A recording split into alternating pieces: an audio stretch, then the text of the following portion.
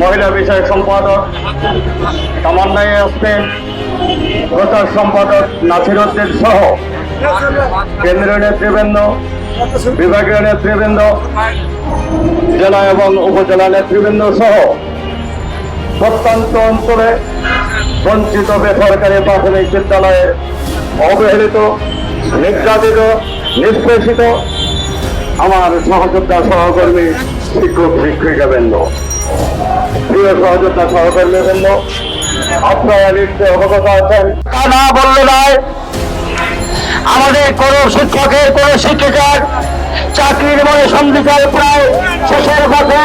কারো আছে 2 বছর, কারো আছে 1 বছর, কারো আছে 5 বছর, কারো আছে 6 বছর।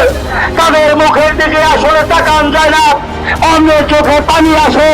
তার কারণ তারা যেভাবে, আমরা যেভাবে মানবতার সহিত যে আমরা দিনবাদ করতেছি, আসলে মানুষ হিসাবে এত কষ্টে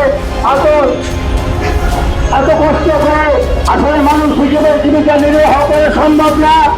আমরা লেখাপড়া শিখেছি, গ্রাজুয়েশন ডিগ্রি অর্জন করেছি, আমরা পারি না মানুষের জমিতে জল দিতে যেতে, পারি না কামরা দিতে যেতে। এমন একটা পর্যায়ে আমরা আছি, এত দুর্বিষহ পর্যায়ে আমাদের জীবিকা নির্বাহ করতে হয়। তাই অন্তত পক্ষে আমি অনুরোধ করব, আমাদের বিদ্যালয়গুলি অনতিবিলম্বে জাতীয়করণের